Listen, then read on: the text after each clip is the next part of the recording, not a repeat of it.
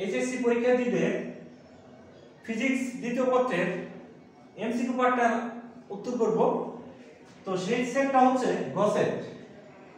তো দেখো তোমাদের 1 নম্বর কোশ্চেনে কি বলা আছে, এরকম একটা চিত্র দেওয়া আছে, গেটের সম্মিলিত একটা চিত্র দেওয়া আছে। এটা হলো ইনপুট প্রান্ত, এটা ইনপুট প্রান্ত, এখানে একটা নট গেট, এটা এন্ড গেট। তাহলে দেখো এই এন্ড গেটের ইনপুট প্রান্ত হচ্ছে এ, আবার এই বি হলো ইনপুট, নট গেটের এখানে এসে কি হবে, বি বার। তাহলে এই এন্ড গেটের দুইটা ইনপুট, একটা হলো এ আর একটা হলো বি বার। তাহলে আউটপুট আমি পাবো কোন, এ বি বার। তাহলে এই আউটপুটটা আবার এন্ড গেটে ইনপুট করবে হবে, আবার এখানে যে ইনপুট হবে আমার এ। তাহলে দুইটা যদি আমরা এই এন্ড গেটের ইনপুট হয় তাহলে আমরা কি পাই, এ বি বার। এ আর এ হয় কি আমাদের শুধু এ। তাহলে আমাদের आंसर হবে কি, বরাবর। কোনটির কম্পাঙ্ক সবচেয়ে বেশি, যার তরঙ্গ দৈর্ঘ্য সবচেয়ে কম, এই চারটার ভিতর তরঙ্গ দৈর্ঘ্য যার সবচেয়ে কম তার কম্পাঙ্ক বেশি। তোমার এখানে যে কোশ্চেনটা দেওয়া আছে তার তরঙ্গ দৈর্ঘ্য সবচেয়ে কম হলো অতিবেগুনি রশ্মি, তার মানে आंसर হবে আমার বরাবর। তারপরে দেখো কি বললো আমাদের, বলছে হলো আলফা ইকুয়াল 0.85 হলে বিটা ইকুয়াল কত হট, आंसर হবে কি ক। কিভাবে বললো, beta equal alpha by 1 minus alpha. আলফার মান বসিয়ে দাও, তুমি মান পাবা হলো 5.67, ক্যালকুলেশন করলে এটা পাবে। তাহলে आंसर হবে কি আমাদের ক। তারপরে 4 নম্বর কোশ্চেনটা আমরা দেখি। 4 নম্বর কোশ্চেন, তাপমাত্রা বৃদ্ধিতে অর্ধপরিবাহক কিসের মতো আচরণ করে। তাপমাত্রা বৃদ্ধিতে অর্ধপরিবাহকের ক্ষেত্রে রোধ কমে, আর রোধ যদি কমে তার তড়িৎ প্রবাহ বেড়ে যায়, সেখানে আমরা বলতে পারি সেটা পরিবাহকের মতো আচরণ করে। आंसर হবে আমাদের খ। এবার আসো কোনগুলি অর্ধপরিবাহক, এখানে আমি आंसर দিয়েছি বরাবর, অর্থাৎ সিলিকন, জার্মেনিয়াম, সিলিকন, কার্বন, এগুলো হলো অর্ধপরিবাহক। আপেক্ষিক তত্ত্ব অনুসারে গতিশীলতার দরুন 6 নম্বর কোশ্চেন, आंसर কি দিয়েছি আমি এখানে ক। সঠিক উত্তর হচ্ছে আমাদের ক। কারণটা কি, কারণ যদি কোনো বস্তু আলোর বেগের কাছাকাছি চলে সেই ক্ষেত্রে তার দৈর্ঘ্যের সংকোচন ঘটবে, সময় বৃদ্ধি পাবে বা সময়ের সম্প্রসারণ হবে, অথবা ভরের বৃদ্ধি পাবে। সঠিক আনসার হচ্ছে আমাদের ক। এবার আসো 7 নম্বর, পয়েন্টিং ভেক্টরের একক। পয়েন্টিং ভেক্টরের রাশিমালা আমরা একটা জানি ই বাই এটি। ই হলো শক্তি, তার একক জুল, এ হলো ক্ষেত্রফল মিটার স্কয়ার, টি হলো সেকেন্ড। তাহলে আমরা এককটা পেলাম joule per second per metre square. তাহলে আমাদের आंसर হচ্ছে ছোট ক। এবার আসো 8 নম্বরটা দেখি আমরা। 8 নম্বরে কি বলছে, দশা পার্থক্য যদি এটা হয় পথ পার্থক্য কত। দশা পার্থক্য আর পথ পার্থক্যের ভিতর সম্পর্ক জানি, delta equal 2 pi by lambda into কত, সিগমা। তাহলে এটা হলো আমার দশা পার্থক্য, এটা হলো আমার পথ পার্থক্য, বের করতে বলছে আমার এটা। তাহলে সিগমা ইকুয়াল আসতেছে হলো ল্যামডা বাই 2 পাই, সাথে আমার delta lambda by 2 pi. Delta আছে কত আমার 11 পাই বাই 2, তাহলে 11 পাই বাই 2, পাই বাই কাটলাম, 11 ল্যামডা বাই কত আসছে আমাদের 4। তাহলে দেখো এই 8 নম্বরে আমাদের आंसर হচ্ছে হলো ছোট ক। এবার তোমরা 9 নম্বরটা দেখো, যে 9 নম্বরে কি বলবো, কোন গেট ইনভার্টার, নট গেট, কোন গেট ইনভার্টার, নট গেট। তারপর বলছে একটি তারকে টেনে লম্বা করলে আপেক্ষিক রোধ বৃদ্ধি পায়, রোধ বৃদ্ধি পায়, রোধ কমে। এই অপশনগুলোর ভিতর আমি आंसर লিখছি কি খ। आंसर কি লিখছি আমি খ, অর্থাৎ আপেক্ষিক রোধের কোনো পরিবর্তন হয় না।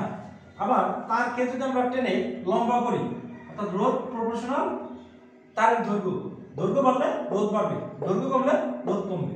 যেহেতু এখানে দৈর্ঘ্য বাড়ানো হয়েছে তার মানে রোধ বাড়বে। তাহলে आंसर আমার শুধু এইটা, आंसर হচ্ছে কত খ।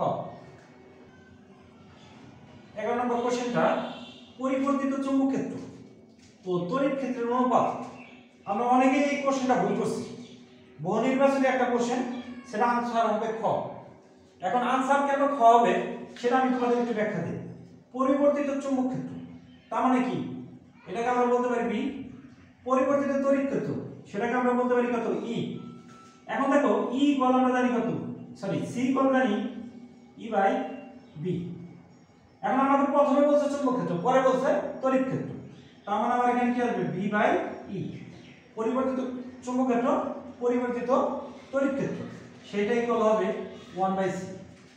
তাহলে আমাদের এখানে आंसर একটাই রাইট, সেটা হলো খ নাম্বারটা, কোন নাম্বারটা, খ।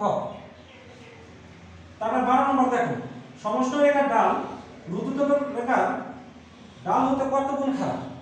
আচ্ছা আমরা জানি রুদ্ধতাপ রেখা সমষ্টি রেখার চেয়ে গামা গুণ খারাপ, তাহলে রুদ্ধতাপীয়, তাহলে আমরা একটু সংক্ষেপে লিখি রুদ্ধ ইকুয়াল গামা ইনটু কত না সমষ্টি, এটা। এখন আমি যদি সমষ্টি বের করি তাহলে গামাটাই পাশে নেই, কি হবে 1 বাই গামা। তাহলে সমষ্টি রেখাটা রুদ্ধতাপ রেখার চেয়ে 1 বাই গামা গুণ খারাপ, आंसर হবে হলো আমাদের ক। তারপরে দেখো 13 নম্বর, দুটি সুসংগত উৎসের বিস্তারের অনুপাত, দুটি সুসংগত উৎসের বিস্তারের অনুপাত 3:2। তীব্রতার অনুপাত কত?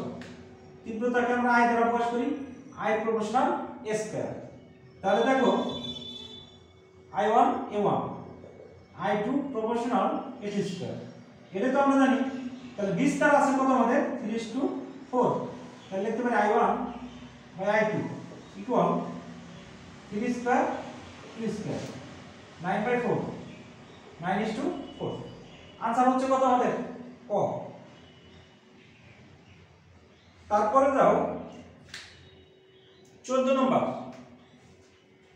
14 নম্বরে কি বলছে আমাদের, বায়ু মাধ্যমে শব্দ সঞ্চালন কোন প্রক্রিয়া, রুদ্ধতাপীয় প্রক্রিয়া। কোন প্রক্রিয়া, রুদ্ধতাপীয় প্রক্রিয়া। आंसर হবে বড় গ। এবার আসো 15 নম্বর, রুদ্ধতাপীয় অপসারণে কোনটি সঠিক। সেই ক্ষেত্রে তোমাকে দেওয়া আছে del q equal del u plus del ডাব্লিউ, বিভিন্ন রাশিমালা দেওয়া আছে। রুদ্ধতাপীয় প্রক্রিয়ায় সিস্টেম তাপ দেয় না, সিস্টেম তাপ দেয় না, তার মানে এটা শূন্য। তাহলে আমরা লিখতে পারি ডেল ইউ প্লাস ডেল ডাব্লিউ, সুতরাং ডেল ডাব্লিউ ইকুয়াল মাইনাস ডেল ইউ। তাহলে আমাদের आंसर হচ্ছে কোনটা, आंसर হচ্ছে হলো আমাদের খ। তারপর আমরা দেখি রোধের বিপরীত রাশি। রোধের বিপরীত রাশিটাকে মূলত পরিবাহিতা বলা হয়। কি বলা হয়, পরিবাহিতা। তাহলে রোধের বিপরীত রাশি পরিবাহিতা। এবার আমরা 17 নম্বর কোশ্চেনটা দেখি, কি বললো, বলছে তড়িৎ কোষের সমান্তরালে, সমান্তরাল দুইবার লিখছি আমি, তড়িৎ কোষের সমান্তরাল সমবায়ে এনআর গ্রেটার আর হলে আইপি ইকুয়াল কত। সুপ্রিয় শিক্ষার্থীবৃন্দ, আমরা জানি আইপি ইকুয়াল এনই হলো এনআর শব্দ লাভ।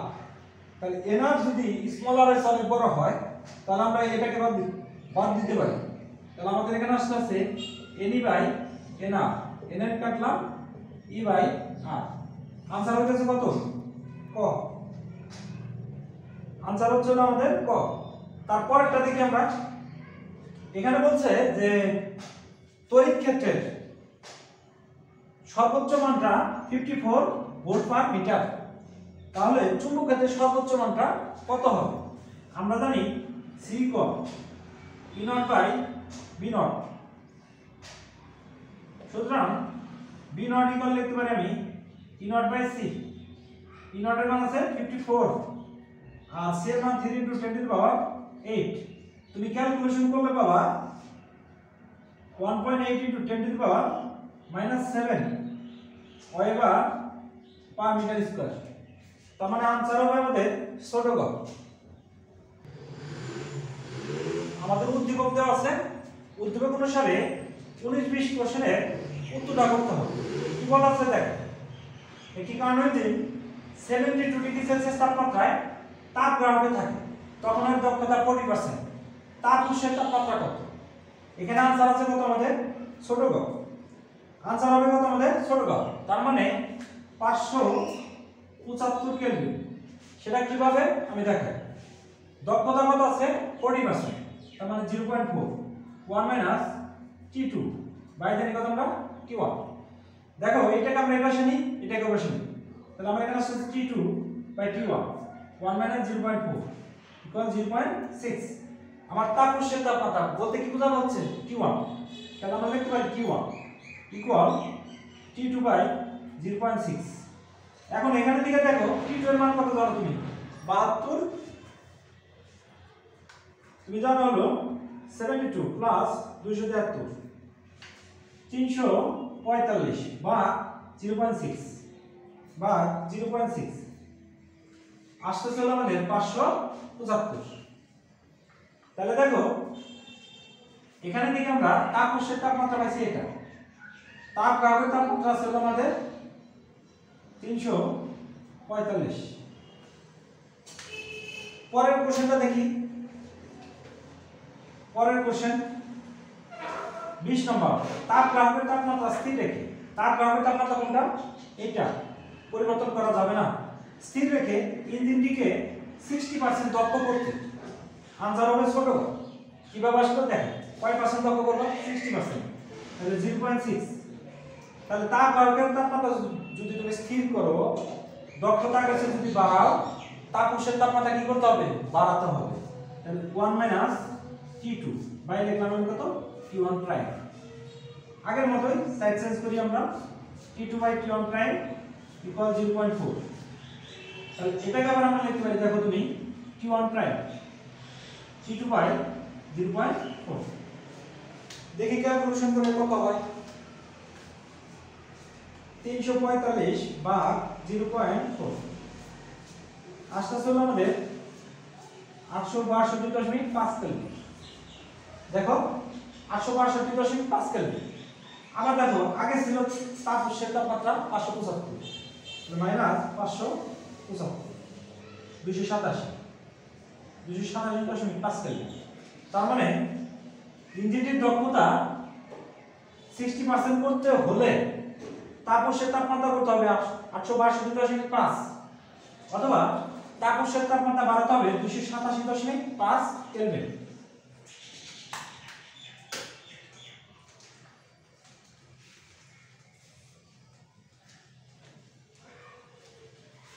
এবার আসো পরের কোশ্চেনটা দেখো। এখানে কি বলবো, এখানে তোমাকে বলছে একটি তড়িৎ চৌম্বকীয় তরঙ্গের উপর অবস্থিত যে কোনো দুটি নির্দিষ্ট বিন্দুর দশা পার্থক্য কি কি বিষয়ের উপর নির্ভর করে। সুপ্রিয় শিক্ষার্থীবৃন্দ, এখানে থেকে তোমাকে প্রথমে বলা হয়েছে বিন্দু দুটির মধ্যবর্তী দূরত্বের উপর, রাইট। তারপরে কি বলছে তরঙ্গ দৈর্ঘ্যের উপর, সেটাও রাইট।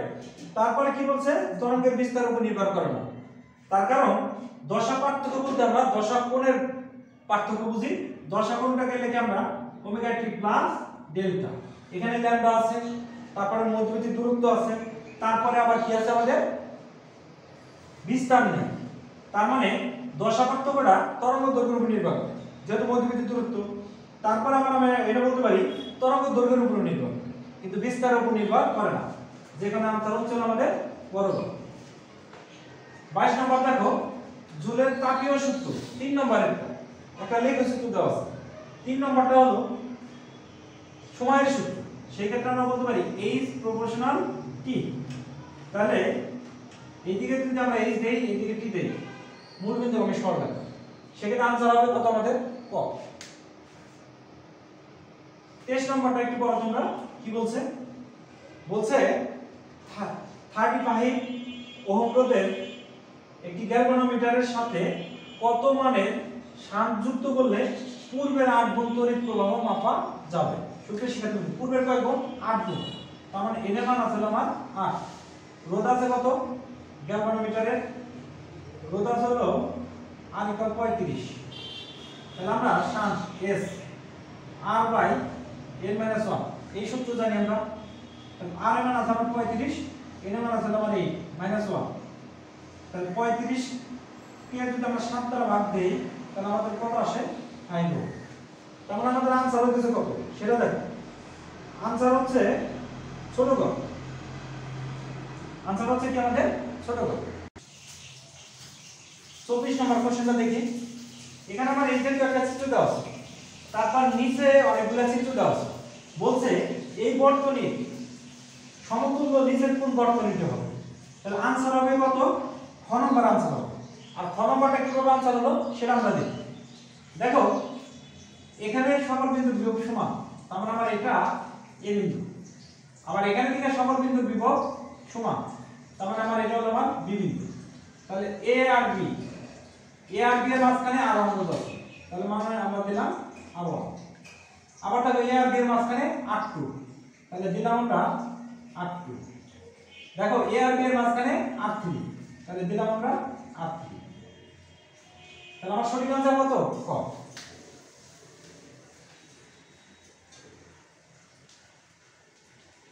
এবার আসো 25 নম্বরটা আমরা বুঝি, যে 25 নম্বরের आंसर হচ্ছে ছোট ক। সেটা কিভাবে সেটা আমরা একটু বুঝি। দেখো এখানে বলছে একটি কাল্পনিক ট্রেনের প্রকৃত দৈর্ঘ্য 80 মিটার, রেলওয়ে প্ল্যাটফর্মের প্রকৃত দৈর্ঘ্য 100 মিটার। ট্রেনটি প্ল্যাটফর্মটি অতিক্রম করার সময় ট্রেন ও প্ল্যাটফর্মের দৈর্ঘ্য সমান হলো। অর্থাৎ কথাটা এখানে এভাবে বলছে, ট্রেনের কোনো পর্যবেক্ষক যদি থাকে সে প্ল্যাটফর্মের দৈর্ঘ্য আর ট্রেনের দৈর্ঘ্য সমান দেবে।